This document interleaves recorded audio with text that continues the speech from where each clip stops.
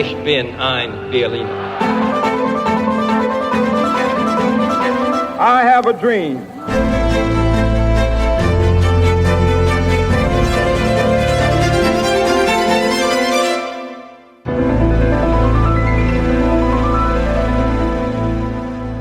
Olá, bem-vindos a mais um episódio de A História Repete-se, com Henrique Monteiro. Olá, Henrique.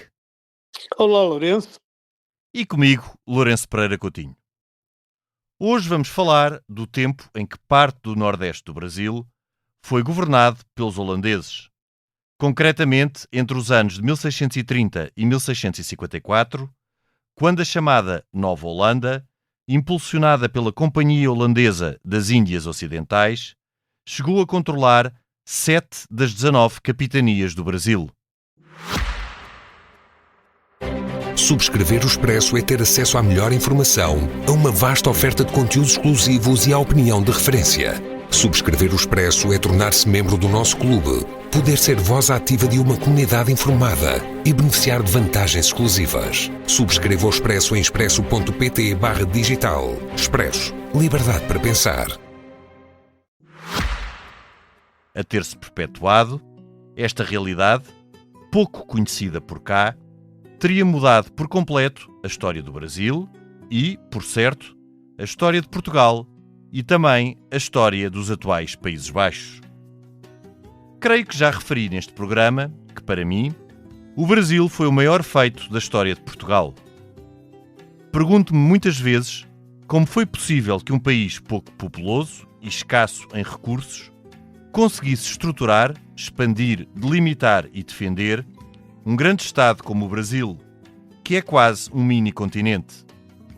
Claro que, até princípios do século XVIII, a presença portuguesa encontrava-se quase exclusivamente nas zonas litorais e esteve, durante décadas, dependente da cultura do açúcar, por sua vez, dependente do trabalho escravo vindo da costa africana. Durante quase 150 anos, grosso modo, desde o estabelecimento do Governo-Geral do Brasil, em 1549, até à descoberta do ouro em Minas Gerais, nos finais do século XVII, o Brasil viveu o seu ciclo do açúcar. Sendo o seu comércio para a Europa extremamente lucrativo, foi desde cedo alvo de cobiça de outros Estados europeus, sobretudo de franceses e holandeses. Os franceses, muitos deles huguenotes fugidos das guerras de religião, tentaram por várias vezes colonizar terras brasileiras. Para além de piratearem a costa, chegaram a estabelecer-se em Guanabara entre 1555 e 1560 e depois no Maranhão, onde, em 1612, fundaram a cidade de São Luís, de onde foram expulsos 3 anos depois, em 1615. Contudo, a maior ameaça ao Brasil português veio das Províncias Unidas, muitas vezes designadas por Holanda, que é o nome de uma das suas 7 províncias. Os holandeses, vamos designá-los assim, tinham-se revoltado contra o domínio espanhol em 1568. Depois, mantiveram uma guerra de 80 anos pela sua independência, que foi reconhecida por Espanha apenas em 1648. Durante estes anos de guerra intervalados por tréguas, as Províncias Unidas, herdeiras do rico legado humanista do Ducado de Borgonha e da Flandres, estruturaram a primeira sociedade capitalista europeia da Idade Moderna, baseada na livre iniciativa, no mérito e na tolerância religiosa. Isto, claro, para os padrões da época. Em 1602, os holandeses criaram a Companhia Holandesa das Índias Orientais, entidade monopolista de capitais privados, parte era de judeus sefraditas de origem portuguesa, que confrontou e depois superou a presença portuguesa no Índico. Em 1621, terminaram as tréguas de 12 anos entre Espanha e as Províncias Unidas. Ainda neste ano, os holandeses criaram a Companhia Holandesa das Índias Ocidentais, que obteve por 24 anos o monopólio do comércio com a América, Antilhas e África e começaram a preparar o ataque à América Espanhola e Portuguesa. Relembre-se que, na altura, o Reino de Portugal estava integrado na coroa espanhola. Em 1624, os holandeses atacaram e tomaram Salvador da Bahia, então a capital do Brasil. Contudo, os holandeses não conseguiram sair da cidade e assumir o controle dos engenhos de açúcar, isto graças à resistência dos portugueses, muitos senhores de engenhos, comandados por Matias de Albuquerque, e dos líderes mestiços. Em 1625, Salvador da Bahia foi reconquistada por uma frota de 52 navios e 12.000 homens vindos da Península Ibérica. Os holandeses não desistiram, porém, e após 1625, apostaram em estabelecer-se mais a norte, em Pernambuco. Este território era, aliás, mais próximo das Antilhas, onde os holandeses também produziam e comerciavam açúcar, tal como ingleses e franceses. Em 1630, os holandeses conquistaram Olinda e, depois, fizeram do Recife a base do seu governo no Brasil. A ocupação holandesa de Pernambuco não prejudicou a produção e comércio de açúcar dos portugueses na Bahia. No entanto, os holandeses entraram em concorrência com os portugueses também em África, onde disputaram o comércio de escravos, sobretudo a partir de 1637, quando conquistaram São Jorge da Mina. A conquista de São Jorge da Mina foi precisamente um dos primeiros resultados do governo de João Maurício de Nassau, que no ano anterior tinha aceitado o convite da Companhia Holandesa das Índias Ocidentais para governar os seus territórios no nordeste do Brasil. João Maurício de Nassau foi contratado com um elevado ordenado, ajudas de custo e a participação de 2% nos lucros da companhia. Estas condições eram muito diferentes das dos governadores portugueses, que eram nomeados pela coroa, sem qualquer promessa formal de participação nos lucros, o que dava aso a todo o tipo de informalidades, até de ilegalidades, para os obter. Nascido em 1604 no Sacro Império, João Maurício de Nassau foi o 13º filho do conde João de Nassau e o primeiro do seu segundo casamento com Margarida de Schleswig-Holstein. Quando foi nomeado pela Companhia Holandesa das Índias Ocidentais, era já um cabo de guerra experimentado na Guerra dos 30 Anos e também na Guerra contra a Espanha. Durante os anos em que governou o Brasil holandês, ou Nova Holanda, João Maurício de Nassau favoreceu a vinda de artistas e naturalistas para Pernambuco. Também trocou Olinda pelo Recife como capital. Aí procurou replicar Amsterdão, construindo uma cidade geométrica e ligada por canais, onde não faltavam pontes, jardins, um museu natural e um observatório astronómico. Para os portugueses, João Maurício de Nassau foi, porém, uma grande ameaça. Em 1640, procurou conquistar a Bahia e, no ano seguinte, aproveitando o período de indefinição e fragilidade pós-restauração, ocupou São Luís do Maranhão e, na costa africana, São Paulo de Luanda e São Tomé, estrangulando assim o comércio português de escravos, vital para a economia baiana, baseada na monocultura do açúcar. Curiosamente, João Maurício de Nassau manteve com os portugueses do Brasil a mesma relação paradoxal que as Províncias Unidas mantiveram com Portugal no período pós-restauração, pois eram aliados no espaço europeu contra a Espanha e rivais no Índico e na América do Sul.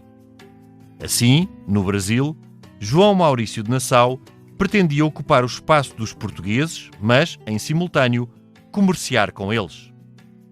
A sua defesa do comércio livre foi, aliás, um dos motivos por que foi afastado pela monopolista Companhia Holandesa das Índias Ocidentais. A partida de João Maurício de Nassau marcou um ponto de inflexão na presença holandesa no Brasil. Logo em 1644, os portugueses reconquistaram São Luís do Maranhão.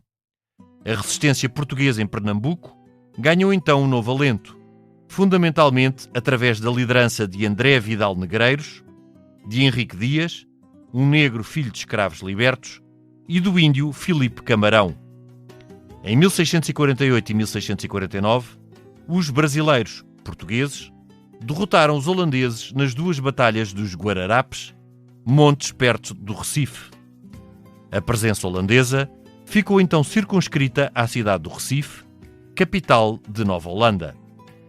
Porém, a Companhia Holandesa das Índias Ocidentais não tinha condições para a defender.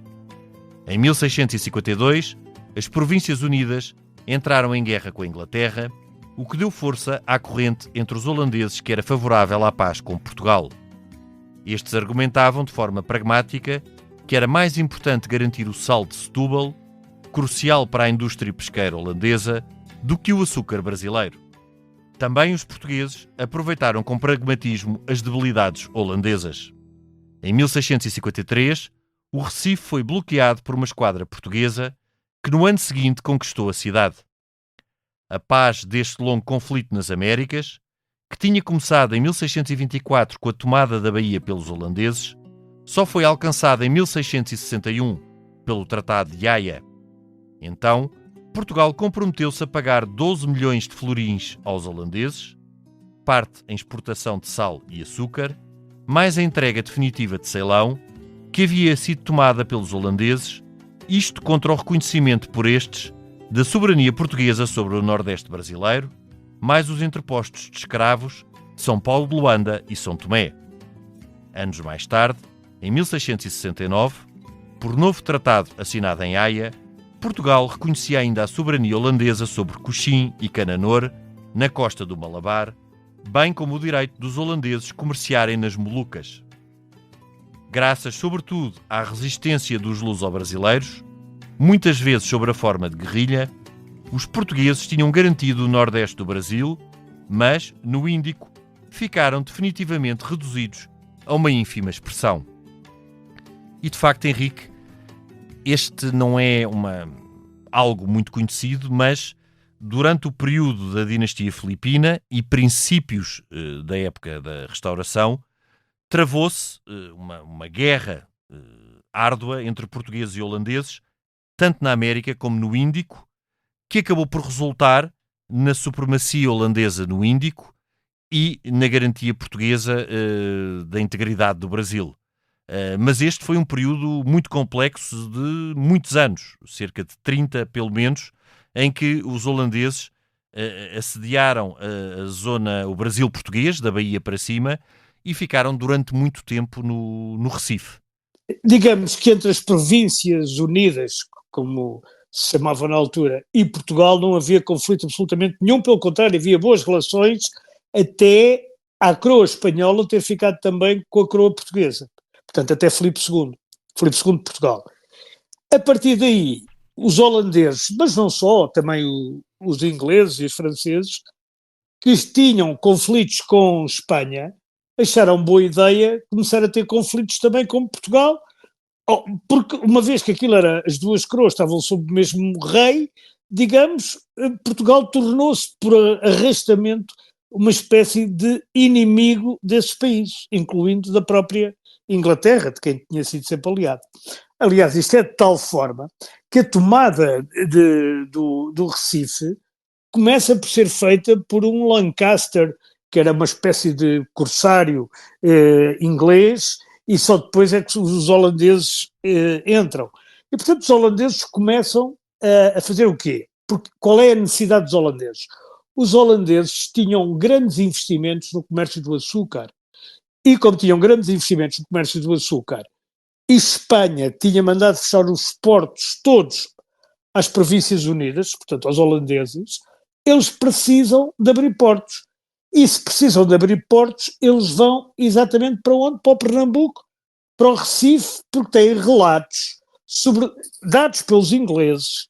Não nos esqueçamos que poucos anos antes tinha havido a derrota terrível da Armada Espanhola e Portuguesa, a chamada Armada Invencível, ali no canal da Irlanda, não, da Irlanda, sobretudo, é que eles foram quase todos dizimados, e portanto eles, através de documentos que obtiveram em alguns navios portugueses, eles sabem que é em Pernambuco, no Recife sobretudo, e também na Bahia, em que os engenhos de açúcar mais prosperam e mais produzem. E portanto eles vão à procura disso. E como tinham os portos fechados e não podiam fazer comércio, vão abrir portos e vão para o Recife, e vão para a Bahia, mas sobretudo para o Recife. Henrique, E pronto. eu tenho aqui uma visão um bocadinho diferente deste conflito. Neste caso, da relação tanto de ingleses e holandeses com portugueses e espanhóis. Porque não só, obviamente, que havia uma rivalidade grande com Espanha, e sobretudo dos holandeses, porque os holandeses, as Províncias Unidas, tinham feito parte do que foi a herança de Carlos V e rebelaram-se contra a coroa espanhola em 1568. Mas também, tanto ingleses como holandeses, contestavam a doutrina do mare clausum. Ou seja, contestavam o direito tanto de Portugal como de Espanha, e neste caso punham os dois, enquadravam os dois na mesma situação, as duas coroas na mesma situação, quer na fase em que estiveram, de 1580 a 1640, em que estiveram sob a união do mesmo rei, sob a união dinástica dos Habsburgo, quer na fase anterior e posterior. Contestavam a doutrina do mare clausum e também, por aí, o direito exclusivo de Portugal e Espanha comerciar e repartir as zonas da América. No caso, tanto de ingleses como de holandeses, o foco não estava apenas na América do Sul, como nós sabemos bem. Eles também poderiam não só produzir como comerciar açúcar nas Antilhas, como também ambos disputavam zonas da América do Norte. Nova Iorque, como sabemos, foi Nova Amsterdão antes de ser Nova Iorque. Mas foi vendida. Sim, aí foi outro caso. Mas no caso da América, da chamada América Portuguesa, do Brasil, há de facto aqui uma ambiguidade, tanto de ingleses como de holandeses, que sobretudo no pós-restauração, após 1640, têm simpatia pela causa de Dom João IV e pela restauração, obviamente como forma de enfranquecer a Espanha. Mas isto não invalida que, sobretudo holandeses, continuem a confrontar os portugueses, portanto, a desafiá-los, tanto na América do Sul como no Índico. E, aliás, no Índico, onde vão ter grande sucesso. Os ingleses fazem os mesmos. Na prática, a partir da década de 1660, ou desde 1640 até 1660, os holandeses ocupam praticamente tudo o que foi o antigo Estado da Índia, ou sobretudo os seus principais pontos, deixando Portugal reduzido a uma ínfima expressão. Não, mas espera lá, mas é que isso aí faz parte das indenizações. A gente para os holandeses reconhecerem que todo o Nordeste brasileiro que tinha sido deles volta a ser português, nós concedemos o Ceilão e uma parte da Indonésia. Portanto, Exato. E repara, o que eles tinham não era pouco.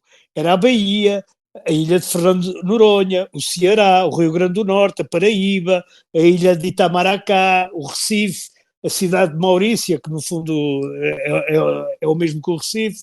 Depois mais uma série de fortes, que eu não vou para estar aqui a dizer, vários redutos, quer dizer, eles tinham muita coisa.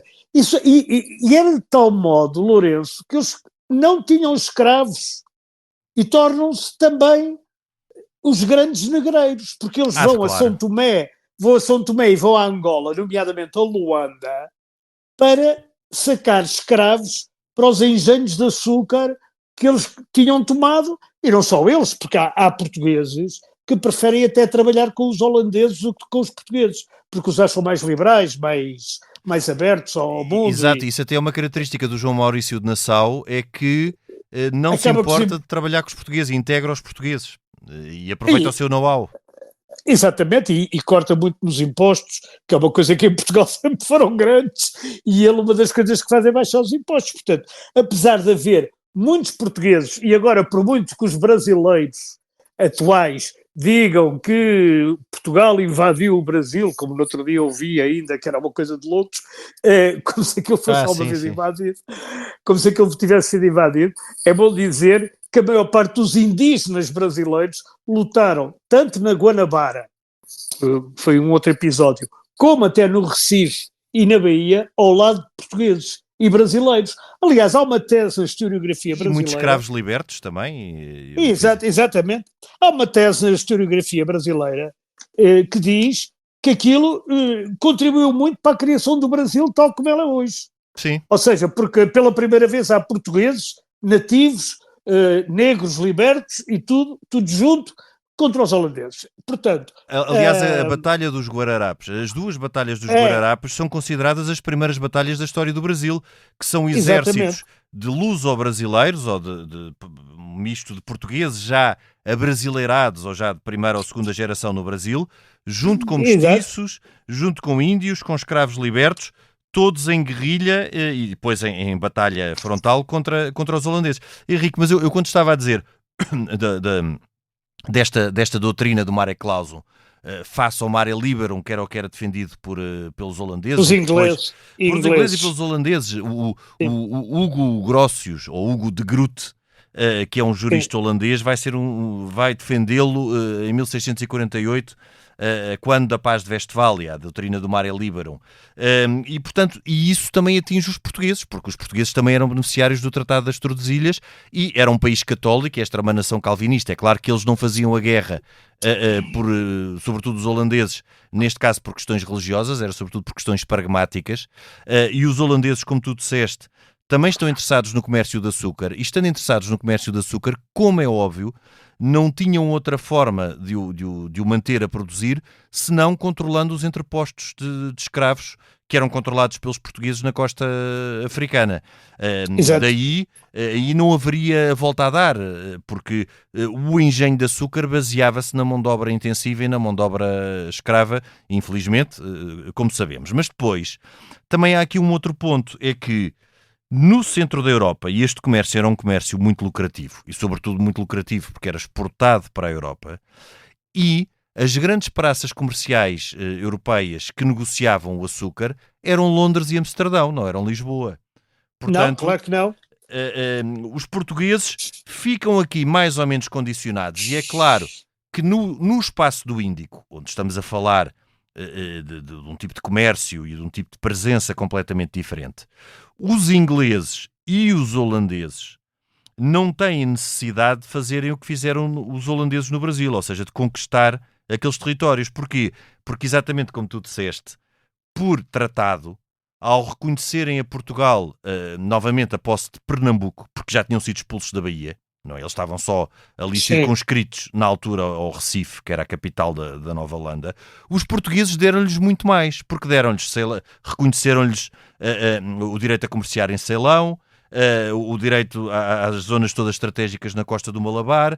No caso dos ingleses foi a entrega de praças estratégicas, entrega voluntária, como é óbvio, mas quando o casamento de Dona Catarina de Bragança, ou seja, há uma estratégia muito clara de ingleses e holandeses para passarem a dominar o Índico, neste caso por via diplomática e aproveitando até, na altura da restauração, um período de fragilidade portuguesa, não é? Que precisava de garantir o Brasil. E é a partir daí, verdadeiramente, que o Brasil, já na década de 1660, e para mim estas são de facto décadas essenciais do Brasil, porque são décadas em que Portugal ainda está bastante fragilizado, ainda não é o século XVIII, o tempo da chegada do ouro a Portugal, mas são 1660, 1670, 1680, em que Portugal ainda está muito fragilizado no contexto europeu, mas que consegue assegurar a presença no Brasil, inclusive expandindo-a para sul. Como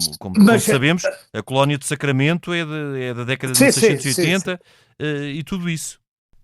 Sim, mas a gente tem que ver. Eu penso que Portugal, nessa época, desiste praticamente do Oriente. Do Oriente, exatamente. Repara, Bombaim, ou o que é hoje Mumbai, que é a cabeça da Índia, é dada em dote de casamento à Dona Catarina de Bragança, quando se casa com o Jorge de Inglaterra, não é? O Carlos II. É o Carlos II, tens razão, o Carlos II não é o Jorge, é o Carlos II. Quando se casa, aquilo é dado tudo em dote de casamento. E, portanto, nós aí começamos a abdicar do Oriente. Quando nos tratados nos comprometemos a dar o Ceilão, portanto, Sri Lanka, mais uma boa parte da Indonésia, que depois há de ser terrível, mais tarde, esta questão de Java e até do Bornéu e das Molucas e dessa coisa toda. Quando isso passa tudo uma parte passa para os holandeses, depois vai ser terrível para a economia do Brasil, nomeadamente para a economia da borracha, que no final do século XIX, ou no do século XIX, exatamente, depois há um holandês que sai e vai plantar aquilo na Indonésia ordenadamente, digamos, e acaba, e o Brasil quase que vai à falência. Mas bem, não interessa. O que interessa é isto. Portugal fica, de facto, muito depauperado no fim da época filipina. Henrique, e não era líquido, não era de todo líquido na altura, porque não se poderia antecipar a descoberta do ouro, que claro. Manter a permanência, que era sobretudo na altura a Bahia e Pernambuco e o Maranhão, mas sobretudo a Bahia e Pernambuco, que eram os grandes centros açucareiros do Brasil e o coração da economia brasileira, que fosse mais vantajoso comerciar no Brasil do que comerciar no Índico. Tanto que os holandeses e os ingleses apostaram no Índico. Sim, não era mais vantajoso, mas era, por um lado, mais perto e, por outro lado, mais barato, digamos, em termos de investimento, sim. Porque aquilo era tudo agricultura extensiva à base de trabalho escravo, que é, de si próprio é um trabalho barato, não é, relativamente. Mas acontece que Portugal, 60 anos depois, em Minas Gerais, não é? Ali ao pé de Belo Horizonte, descobre o célebre ouro do Brasil. E então, sim, o Brasil volta a ser uma possessão muito, muito importante e vai em crescendo de importância até ao século XIX, quando a própria capital de Portugal, digamos, ou do Reino Unido, do Brasil e Portugal, passa a ser o Rio de Janeiro, com a ida primeiro de Dona Maria I e com o filho, já com Dom João VI, e aí sim o Brasil torna-se extraordinariamente... E é estruturado. O século XVIII é o século da aposta decisiva de Portugal no Brasil. Exato. E em que estrutura o interior do Brasil, até aos tratados dos limites, que também falámos aqui, em 1750 e depois em 1777, que delimita as fronteiras interiores do Brasil. Portanto, isso é que é verdadeiramente espantoso, é como é que, nesta fase, uma presença que era sobretudo costeira, e mesmo, nós estamos a falar em extensões à dimensão brasileira, mesmo estes engenhos de açúcar eram muito próximos da costa, muito próximos do litoral, estariam no interior da Bahia, mas quer dizer, mas para a dimensão do que é hoje o Brasil, são zonas perto da costa. É verdadeiramente notável como é que nesta fase, e volto a sublinhar, depois da restauração, em que Portugal se havia com grandes problemas no espaço europeu e até problemas sobretudo de sobrevivência, a sobrevivência de Portugal não era líquida, consegue tenazmente manter estas posições no Brasil. E aqui, mais uma vez, sublinhe-se, há esta diferença em relação aos holandeses. E aí, eu sei que Gilberto Freire, hoje em dia, e a sua ideia do lusotropicalismo não faz parte do politicamente correto, mas é factual que há de facto uma capacidade de adaptação e até do que Gilberto Freire chamou miscigenação, que permite que numa segunda e terceira geração de presença portuguesa haja já comunidades que pretendem resistir àquilo que para eles eram agressores, não é? Aos holandeses. A resistência aos holandeses faz-se sobretudo no Brasil. Não foi por armadas enviadas de Portugal, nem foi por armadas enviadas pela coroa espanhola no tempo dos chamados Filipes, nem depois por armadas enviadas de Portugal. Uma delas, até em 1640, comandada pelo Conde da Torre, foi bastante mal sucedida. Uma expedição enviada de Portugal. Foram os que poderemos chamar luso-brasileiros, não é? Ou portugueses de segunda geração, já abrasileirados, passa a expressão, ou passa a definição. E não só a Guerra da Luz Divina, que é a insurreição de Pernambuco contra os holandeses, não é? Como tu já disseste, as forças eram lideradas por aquilo que se chamava os Correios, ou os senhores do engenho, que eram o André Vidal de Negreiros e João Fernandes Vieira, e depois pelo indígena, que é o Filipe Camarão, que é um índio do Brasil, ou descendente de índios do Brasil, e por um afrodescendente, que é o Henrique Dias. Portanto, já aqui tu tens as três componentes principais da população brasileira. Henrique, e repara uma coisa que eu estava agora a pensar. Estas coisas, de facto, são interessantes e muitas vezes paradoxais e até contraditórias e difíceis de entender. A sociedade holandesa no espaço europeu era, para os padrões da época, no século XVII, e obviamente que quando falamos aqui em intolerância religiosa, estamos sempre a falar em intolerância religiosa relativa. Eles eram calvinistas. Sim, e, claro, portanto, claro. Agora, as Províncias Unidas foram a sociedade, o conjunto das Províncias Unidas, que receberam os judeus, muitos judeus sefraditas, e que eles estavam plenamente integrados na sua sociedade, e muitos deles participaram no capital destas companhias monopolistas. Portanto, era, para os padrões da época, uma sociedade bastante mais aberta e socialmente liberal, se é que podemos usar este anacronismo, face à portuguesa, onde existia a Inquisição, onde existia o Estatuto Cristão Novo, etc. No Brasil, passa-se justamente o contrário, ou seja, há uma presença portuguesa que, obviamente, uma sociedade hierarquizada, onde existia a escravatura e tudo isso nós sabemos, mas onde mais permissiva, aliás, até pela pouca quantidade dos portugueses, porque sem ser assim era impossível manter esta presença, mas mais aberta a encontros culturais e até à chamada miscigenação, do que era a holandesa, onde este contacto não se produziu da mesma forma. Ou seja, a sociedade holandesa, que era mais liberal no espaço europeu, no espaço sul-americano, à partida parecia uma sociedade mais fechada a uma possibilidade de contacto tanto com escravos como com índios. Por um lado, mas não te por um esqueças lado, que eles por outro também não. Portanto, isto tem aqui isto tem nuances.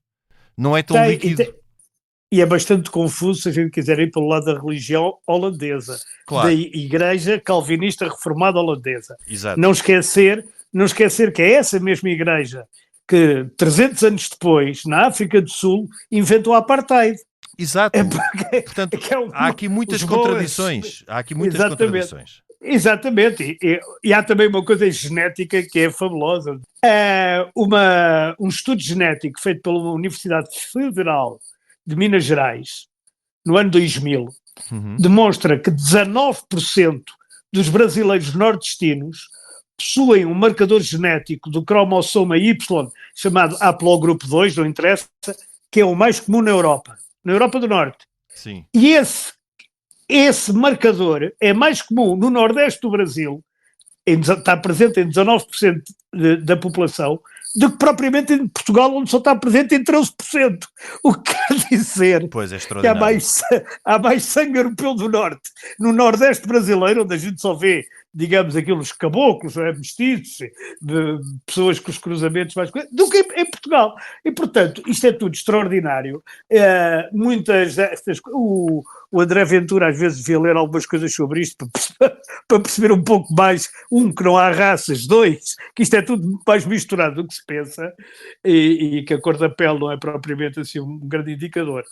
Mas é extraordinário. O que só mostra uma coisa, Henrique, é que enquanto nas sociedades europeias essas misturas entre populações eram estavam muito compartimentadas e eram evitadas, no espaço da América elas eram muito mais livres. Portanto, a população peninsular e depois a portuguesa acabou por ficar com esse marcador do norte da Europa, muito menos desse marcador do norte da Europa do que no caso brasileiro, onde obviamente...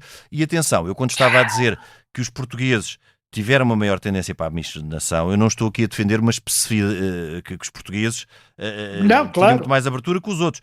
Também tiveram tiveram uma permanência temporalmente muito maior e também tinham essa necessidade porque eram poucos, como é óbvio. Eram poucos, claro. Como é óbvio. Agora, aquele modelo que no caso que nós podemos ver na perspectiva negativa de ser sobretudo uma presença baseada na tutela da coroa, enquanto no caso holandês era uma presença baseada no incentivo de uma companhia que era monopolista, depois também acaba por refletir-se na forma como ambas as populações, tanto holandesas como portuguesas, estiveram nestes espaços. E os portugueses também estavam há mais tempo, portanto é natural. Também é natural outra coisa. E aqui, mais uma vez, pondo de lado aquelas ideias da excepcionalidade portuguesa e tudo isso. É que, quando os holandeses chegaram, os portugueses já estavam há 2 ou 3 gerações, ou seja, já existiam verdadeiramente o que se pode chamar luso-brasileiros. Portugueses que, misturados ou não com índios e com africanos que estavam no território, enquanto os holandeses eram de primeira geração. E, portanto, esta população que já estava enraizada acabou por combater aquilo que considerava o invasor. Mas repara que, mesmo assim, por exemplo, o Chico Buarque de Holanda, que é o grande cantor brasileiro, não é? Parece ser, diz-ele, que é teoricamente descendente de alguns holandeses. Ou como em Angola aparece o apelido Van Dunen, que é claramente holandês, não é? E é um apelido bastante vulgar. O José Eduardo Santos era Van Dunen. Sim, é uma família bastante importante em Angola, sim.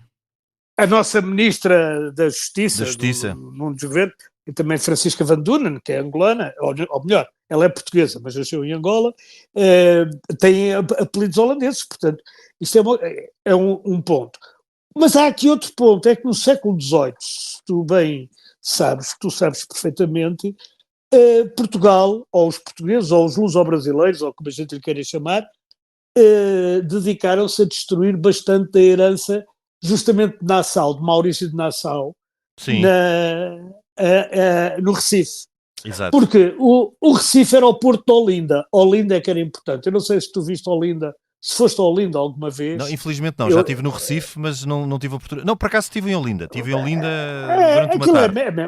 É mesmo ao lado, não é? É mesmo ao lado. Eu tive uma tarde em Olinda, sim.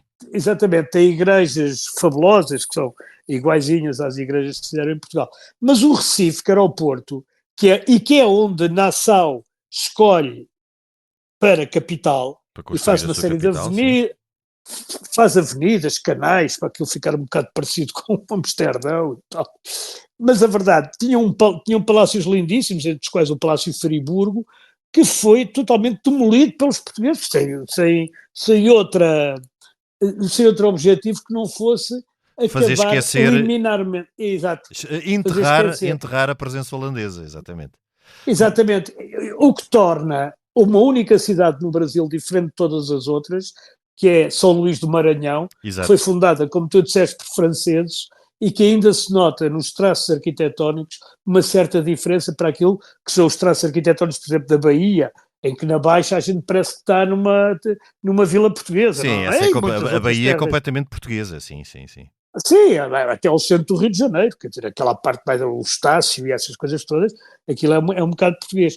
Mas há aqui outra coisa que já agora também não é politicamente correto dizer, que diziam alguns sociólogos portugueses, e o Gilberto Freire, que distingue um pouco os portugueses até dos espanhóis e dos outros europeus, e que é a seguinte: primeiro, os portugueses fizeram cidades para eles próprios morarem, ou seja, cidades para ficar.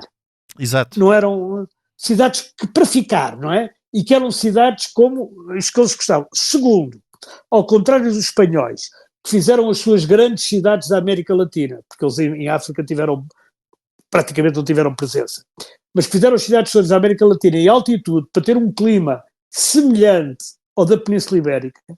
Eu recordo que a cidade do México está a mais de 2.000 metros de altitude, sim, não é? Sim. Ou Lima, ou La Paz, que são todas cidades em altitude, enquanto os portugueses fazem as cidades junto ao mar. Exato. Muito mais úmidas, muito mais quentes e muito mais úmidas. Mas são as cidades que eles querem, é junto ao mar. E por isso é que a gente tem tanto o Recife, como a Bahia, como o Rio de Janeiro, como Belém do Pará, quer dizer, tudo isso são cidades, até São Luís do Maranhão. Henrique, também por um outro motivo, porque sobretudo a prata espanhola era necessário penetrar mais dentro do continente para ir buscar, portanto, isso e o comércio. Isso é verdade. E o comércio a que os portugueses se dedicavam, sobretudo nesta primeira fase, na fase da estruturação destas grandes cidades, era um comércio baseado nos engenhos de açúcar que poderiam estar relativamente próximo destas capitais, Bahia e Recife, que eram capitais costeiras. Daí também, essa também é um dos motivos, porque a escolha das principais cidades é, no caso dos portugueses, uma escolha na costa e, no caso espanhol, mais dentro do espaço Sabes continental. Que eu não tenho a certeza que seja só uma questão da prata e do Eldorado, se é Eldorado, que eles andavam sempre à procura. Sim, mas também que pode era ter havido outra. uma tendência para fazerem dentro, no Bem, interior do território. Aliás, porque, Henrique, se nós fizermos um mimetismo para o que se passa na capital de Portugal e na capital de Espanha, a capital de Espanha hum, também está no interior, que é Madrid, e a capital portuguesa é uma cidade costeira. e eles Portanto, escolheram. E é- eles escolheram. Como tu sabes, o Filipe teve à escolha a capital em 3 sítios, não é? A sim, capital sim. da Península, que era justamente Lisboa, que era uma delas, é uma hipótese, Madrid, onde acabou por ser, e a outra era Valência ou Barcelona, não me lembro agora, acho Pois. que era É Valência. que tanto Uh, Valência como Barcelona como Lisboa estão nos extremos da península e um rei que congrega todas as coroas, claro, que congregou todas as coroas peninsulares, é natural que quisesse ficar no centro. Aliás, como os visigodos fizeram antes com Toledo. exatamente, com Toledo, mas vê isto também, é que os espanhóis, sendo muito mais planificadores que os portugueses, tinham planos exatos para cada cidade, que era uma Plaza Maior. Da Plaza Maior saíam não sei quantas avenidas, 6, penso eu. Se fosse a cidade tivesse mais não sei quantos habitantes, se tivesse menos, eram só 4 avenidas que saíam, e portanto tudo aquilo era mais ou menos feito a regra e esquadro e parecido, não é? Tu vais a uma cidade dessas, seja a cidade do México, seja La Paz, e aquilo é parecido, tem uma Plaza Maior, tem não sei quantos e tal. Tu vais ao Brasil, não tem nada a ver com São Paulo, que se chamava São Vicente nessa altura, não tem nada a ver com São Paulo, a Bahia não tem nada a ver com o Recife, mas a Bahia já tem um bocadinho a ver com o Rio, porque já tem uma marginal. Quer dizer, aquilo cada um fazia da maneira que entendia, a gente não tinha uma planificação central, porque como tu disseste, nós nem gente tínhamos para isso. Sim. O Não que é? também Nós demonstra tínhamos. a grande autonomia das várias capitanias e depois das várias províncias do Brasil. E, Eh, exatamente, e até a dos primeira. próprios governadores locais. Havia um vice-rei, não é? Exato, claro. E depois havia as expedições de bandeirantes que começaram, penso, em São Paulo, e quer dizer, e que iam para o interior, e depois há a questão dos limites, e há isso tudo, e para o sul. Quer dizer, há de facto uma autonomia no Brasil e um distanciamento em relação à coroa que Sim, só aos se centros de perde, poder, exatamente. é, E, só se perde quando o rei vai para lá. e, E põe a capi... e voltando a este tempo do Brasil holandês, desta chamada Nova Holanda, que dura grosso modo 1630 a 1654, é de facto Tem uma bandeira e tudo, tinha uma uma bandeira e bandeira parecida tudo. com a holandesa, não é? Bastante parecida com a holandesa. Exatamente. É de facto notável como o modelo português, apesar de todos os seus defeitos e apesar de Portugal passar por um período extremamente conturbado da sua história e com grande fragilidade até para se afirmar como Estado soberano, é notável como os portugueses conseguiram manter estes bastiões importantíssimos da Bahia. A Bahia foi ocupada só durante um ano e houve tentativas Sim. posteriores em 1638 e 1640 que não foram bem sucedidas. Isto porque também os holandeses, quando ocuparam a Bahia em 1624, nunca conseguiram entrar no interior do território, porque os senhores dos engenhos organizaram guerrilhas que não permitiram que os holandeses entrassem nesse É, espaço. Uh, é inteiramente verdade. E formalmente o que se passa é que há uma rendição desta colónia holandesa do Brasil, da Nova Holanda. Há uma rendição que era em 1654, na chamada Campina, o campo do Taborda, que é uma coisa que cá ninguém sabe, não é? E que depois em 61 fica com efeito com a Paz de Haia, que já falaste, onde a gente de facto indemniza os Países Baixos largamente, não é? Com o Sim, Ceilão, sim, as sim. Ilhas Sim, Molucas. sim, e há aqui Então, quase um acordo tácito de nós abrimos mão do Índico e do Oriente e é? vocês deixam-nos o Brasil. Não E sabendo nem uns olha, nem outros que 20 anos depois se iria descobrir ouro no Brasil e entrar num novo é, ciclo. e a gente fica de pagar 8 milhões de floris, que são 63 toneladas de ouro, que Pois foram isso pagas será em bastante. prestações ao longo de 40 anos, não é? Agora, o que é que acontece? Acontece que a Holanda torna-se uma potência naval superior a Portugal. E esse é Sem que é o dúvida. problema. Sem dúvida. Esse é que é o problema. Aliás, E ainda por aliás cima na altura tu- já era. O grande Sim, século claro. holandês, ou o grande período da história da Holanda, é a segunda metade do século XVII. Exatamente. Até ao Guilherme de Orange se tornar, Statutor da Holanda, se tornar também rei de Inglaterra Rei da Inglaterra, claro. e passando depois o testemunho à Inglaterra como uma grande potência naval, que será a partir do século XVIII. Exatamente. E- Exatamente. E é assim. E Mas- assim se vão perdendo umas coisas e ganhando outras, e ao fim perdendo todas. Foi o caso. Aliás, foi o caso não só de Portugal, como da Holanda e da Inglaterra também, devo dizer. Sim, mas Mas, o caso enfim, dos isto holandeses é também absolutamente notável, porque no caso da Holanda, até 1648, a Holanda nem sequer era reconhecida como um Estado soberano por Espanha, e pelas outras Pois não. potências era mais ou menos. Portanto, acaba por ser, exatamente por o Estado não ter força suficiente, e pela mentalidade dos holandeses, acabam por ser companhias privadas monopolistas, que acabam por levar avante, e no caso das Índias Orientais, sobretudo das Índias Orientais, com bastante lucro, nas Índias Ocidentais também, porque nós não nos podemos esquecer que os holandeses saíram do Brasil, mas mantiveram alguma presença nas Antilhas, onde depois os ingleses e os franceses também ganharam preponderância, e portanto não abdicaram mesmo por completo o comércio açucareiro. E mesmo no continente, o Suriname foi exatamente. uma colónia. Foi uma Exatamente. colónia holandesa, Exatamente. até ao século XX, Sim, a Guiana holandesa. praticamente. Exato. Exatamente, era a Guiana holandesa, que é Suriname agora. Exato. Exatamente. Henrique, nós então ficamos por aqui. Até para a semana. Que é para a semana onde falaremos holandês. Até para a semana vamos aprender. Estamos num curso intensivo. A gravação e sonoplastia esteve a cargo de Tomás Delfim. Nós voltamos na próxima semana, noutro tempo e noutro espaço.